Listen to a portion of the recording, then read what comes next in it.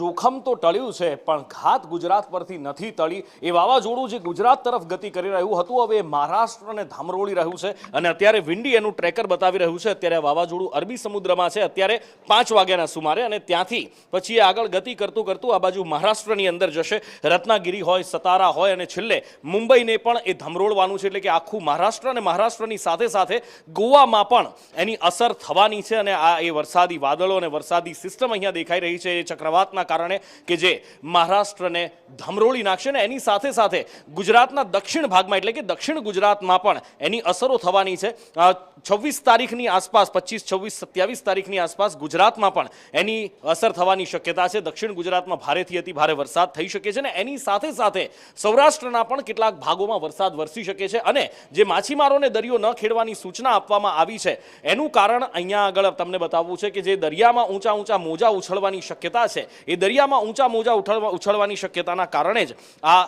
સંભાવનાના જોતા જ સતર્કતાના પગલાં ભરવામાં આવી રહ્યા છે। અત્યારે આ અરબી સમુદ્રનો ભાગ છે, આ બાજુ ઓમાન છે, આ બાજુ ઉપર કરાચી ને અહીંયા આપણો ભારતનો દરિયાકાંઠો છે। અત્યારે તમે જુઓ તો આ ફીટની કેટલા ફૂટ મોજા અત્યારની કન્ડિશનની અંદર દેખાઈ રહ્યા છે તો ગુજરાતમાં 3 થી 4 ફૂટના 5 ફૂટ સુધીના મોજા ઉછળતા દેખાય છે અને એ સામાન્ય મોજા છે। પણ આ બાજુ તમે જ્યાં દક્ષિણ ભારતની આસપાસ જાઓ છો તો ત્યાં 10 ફૂટના મોજા પણ જેમ જેમ સમય આગળ વધતો જાય છે, જેમ જેમ આ ચક્રવાત હાવી થતું જાય છે એમ તમે જોશો કે આખો અરબી સાગર છે, અરબ સાગર, આખો અરબી સમુદ્ર એ ગુલાબી થતો તમને દેખાશે અને એની અસર છેક ગુજરાત સુધી 26 તારીખે ગુજરાત સુધી એની અસર આવતી 26 તારીખથી આવવાની શરૂઆત થઈ જશે અને અહીંયા તમે જોશો તો 8 થી 10 ફૂટના મોજા ગુજરાતમાં પણ ઉછળવાની શક્યતા ગુજરાતના દરિયાકાંઠે અને એ પણ આ બાજુ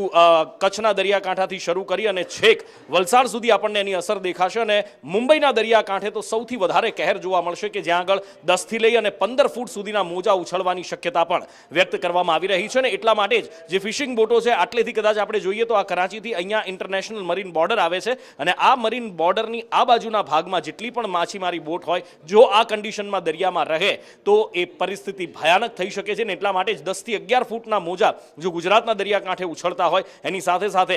મુંબઈ અને પછી નીચેના ભાગની અંદર પણ જે મોજા 12 થી 15 ફૂટ સુધીના ઉછળવાની શક્યતા અત્યારે વિંડીનું અનુમાન વ્યક્ત કરી રહ્યું છે અને એના જ કારણે આ સતર્કતાના પગલાં ભરવામાં આવી રહ્યા છે। ચક્રવાતની ઘાત ગુજરાત પરથી ટળી ગઈ છે પણ હજી આફત ઓછી નથી થઈ એટલે સતર્ક રહેવું ખૂબ જરૂરી છે, ખાસ દક્ષિણ ગુજરાત સૌરાષ્ટ્રના લોકો માટે।